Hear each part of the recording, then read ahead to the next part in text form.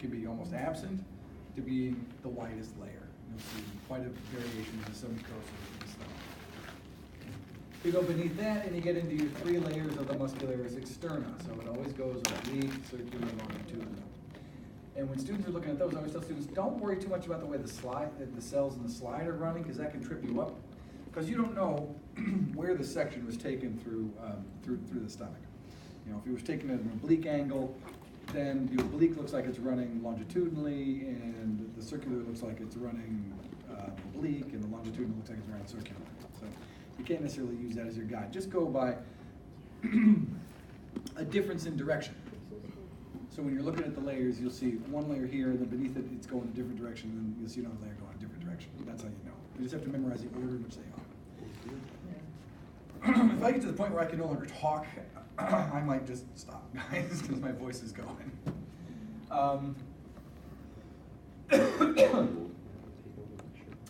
So then you go deep to that, and you get to the loose connective tissue on the outside, which is called the serosum. Okay? All right. So let's take a look at those gastric pits in a little bit more detail. So now we blow it way up. This would be, we're looking at 400x power on the microscope. Up near the tops of the pits, we have a lot of mucous neck cells. So these are just epithelial cells that are producing lots and lots of mucus. And frequently, when you look at those cells, you'll see little packets, they look like droplets sometimes. And for a couple of you, I know I was looking at the scope and I showed you those. The cells tend to look empty at their apical surface. And sometimes you'll see those little droplets of mucus. And they're just cranking out bucket loads of mucus. Okay? And it makes sense that they'd be closer to the surface of the pits, because this whole surface up here needs to be covered in a couple of millimeter thick layer of slimy mucus. This mucus is highly alkaline, and it neutralizes the acidic contents of the lumen in the stomach. So it protects the underlying epithelium from the acid contents of the stomach. Okay? So we need to produce a lot of that. Then you go deeper down into the pit, and that mucus occludes the acid that's out here, keeps it out, keeps the acid out. So down here in the pits, we have the more sensitive secretory cells. And let's see, we're showing here in kind of, what do we call that? Blue? We'll call that blue, okay? Those are our parietal cells, and then a little deeper down, we have the chief cells. Okay, so the parietal cells, the main thing parietal cells produce is hydrochloric acid. Okay, that's their main secretion product, is hydrochloric acid. Parietal cells also produce that chemical called intrinsic factor, which helps solubilize vitamin B12 for absorption. But its main production is hydrochloric acid. Now, hydrochloric acid is one of the strongest acids that we know of. Okay, pure hydrochloric acid. You can't have pure hydrochloric acid, but say 1 molar hydrochloric acid will give you a pH of 1. That's about as low as you can get on the natural pH scale. 0 technically. You can produce enough acid in the lumen of the stomach to drive the pH down below 1. Okay. We live in the age of everybody wants to post something sensational and disgusting on the internet and everything, and we want to vilify different companies. Have you ever seen the YouTube video? Somebody says, "Oh, look what a McDonald's hamburger looks like when you dip it in hydrochloric acid, and it's supposed to gross everybody out." It's like, "Ooh, how could I ever eat that?" I very rarely post any follow-ups on anything I read on the internet, but I had to post there. I said, "Could you please tell me a food that would look good dipped in 1 molar hydrochloric acid?" Because I can't really think of one. I don't eat McDonald's hamburgers because they make me ill, but I don't think there's anything intrinsically wrong with them. And I'm just sitting there thinking, guys, any meat product that you dip in hydrochloric acid and then let sit on a stand, it's going to look pretty nasty. So it's kind of funny. I'd be more alarmed if it didn't digest. Okay, that would be a problem. Anyway, so we're pumping out hydrochloric acid out here, and the hydrochloric acid is to do something called acid hydrolysis. And the function of hydrochloric acid is to aid in acid hydrolysis. This is a non-enzymatic chemical digestion. Most of our chemical digestion is aided by enzymes. But in the case of acid hydrolysis, it's just a simple chemical reaction.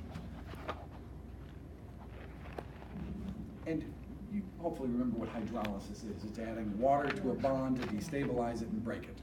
Hydrolysis. It's the most common digestive process in the body. And to help destabilize that bond, acid is very, very useful because acid winds up attacking what we call nucleophilic centers. Positively charged carbon atoms will get attacked by acid and it destabilizes the bonds. So the acid in the stomach is there to do that. And the thing that we do acid hydrolysis on mostly are peptide bonds, protein bonds. Okay? Now the food doesn't sit in our stomach long enough to really be fully hydrolyzed by acid hydrolysis. That would take several hours. So for instance, cows and ruminants, they have chambers in their stomach where the food can sit for, 12 hours, 12 hours. Now that's enough time. You could pretty much completely hydrolyze something in that amount of time. But in the 20 to 30 minutes that the food sits in the fundus and body of the stomach is not enough to do a lot of acid hydrolysis. So the idea is we do a little bit of mild acid hydrolysis. We break a few bonds. Now what do you suppose that does to proteins? In A&P 1 I talk a fair amount, and in Bio 1100 I talk a fair amount about protein structure. Okay, and so I don't know how much of that you guys have. Well, right, so proteins are polymers of amino acid, and that's what we call its primary structure. So that'd be like alanine, leucine, lysine, like that. But that's the first layer of protein structure. What's that? Right, then we fold it, okay? Then we take that primary structure and we put it in coils and sheets, right? And then we take those coils and sheets and we arrange them relative to each other. And then we might have subunit structure on top of that. So we actually have 4 levels of protein structure: primary, secondary, tertiary, and quaternary. What do you call it when you disturb protein structure? Denaturation. Okay. So the acid hydrolysis that happens in the stomach denatures proteins. It unfolds them. Okay. And by unfolding them or denaturing them, it makes it very accessible to the proteases that we will encounter in the small intestine. Okay. So the stomach's main job as far as protein digestion is not so much to break it up into individual amino acids, but to go ahead and denature those proteins. So they'll be more accessible for the enzymes that we encounter in the small intestine. Okay. So stomach, acid hydrolysis to denature proteins to make them more accessible for proteases in the small intestine. Now, can you think of another benefit from having something like protein denaturation happening in the stomach, not related to digestion? What might be another benefit? And some people actually postulate that this is the main purpose of the stomach, not actually for digestion. Go ahead. Particularly pathogens? Yeah, absolutely. Right. Look, proteins, viruses pretty much universally gain entry into the body by using protein antigens to bind to our receptors. So if you can denature those proteins and inactivate them and cut them, you're going to impair the ability of that virus to gain entry into your cells. Viruses don't just get into cells randomly. Okay, they have to bind to receptors and be selected to get in. So viruses, as far as infecting our tissues, it's the ultimate Trojan horse. They pretend to be one thing. The cell brings it in thinking it's something it wants, and it turns out to be, oops, hey, I'm a virus. So if we denature those receptors, we can't get in. Have you ever heard of H1N1? Ever hear that term? Okay. I think so. Well, those are 2 protein receptors, or protein antigens on certain influenza strains. It's called hemagglutinin and neuraminidase. Those 2 antigens are what our cells, the epithelium of our respiratory tract, recognize. And so when we say H1N1, we're talking about a serotype of those antigens that is particularly virulent. Right? And it turns out that doesn't infect humans very well. The danger is when it becomes able to infect us, then we have a problem. Okay. So I'm just bringing that up because you've heard of this concept before. Okay. So yes, the idea of the denaturation in the stomach is probably immunological. It's to protect us from infection.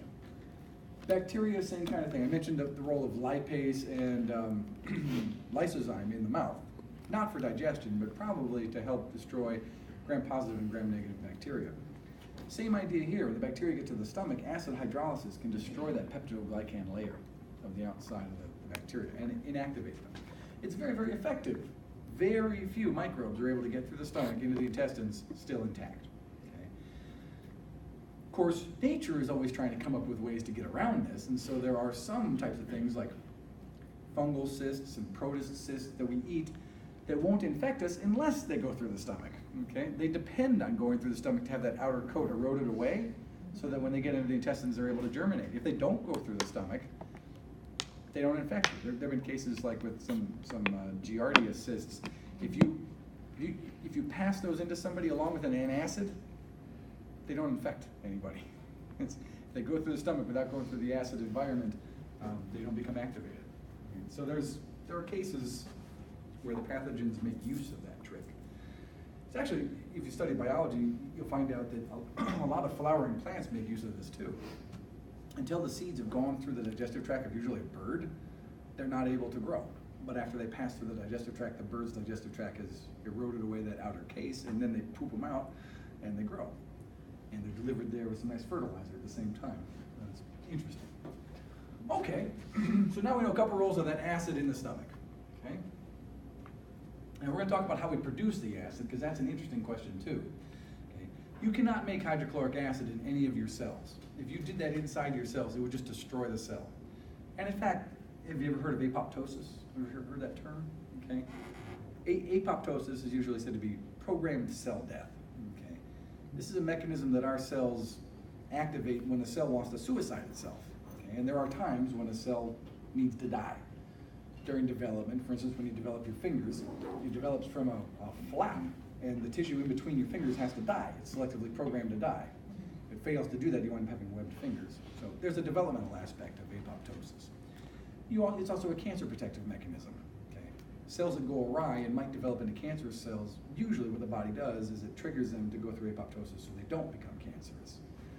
Our immune system works by activating the apoptotic pathway in infected cells and causing them to die.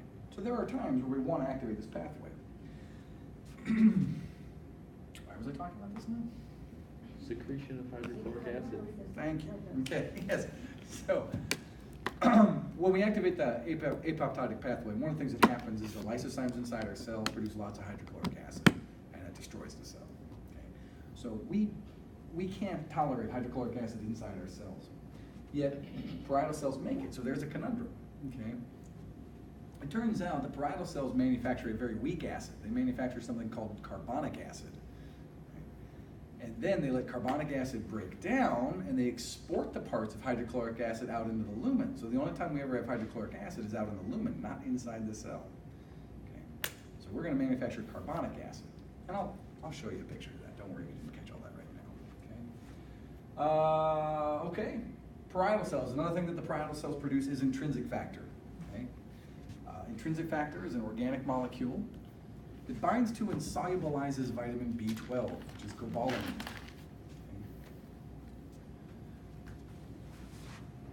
What was it called? Carbonic acid? Did you say? What was the second? Parietal cells manufacture carbonic acid, and they use that to synthesize hydrochloric acid in the lumen. That's what I had said.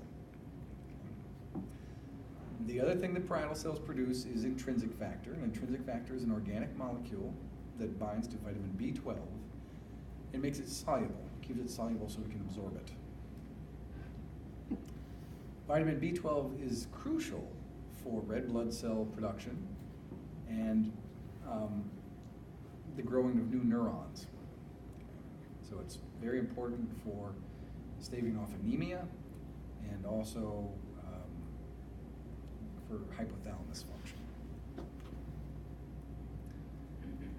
And then as an interesting aside, alcohol interferes with the binding of intrinsic factor to vitamin B12. So if you have a beer, it's not going to be a problem. But if you drink 6 beers a day, 5 days a week, then it's going to become a problem. Okay? I have a relative that a snack on the way home from work is a 12-pack. So that kind of drinking leads to impairment of intrinsic factor.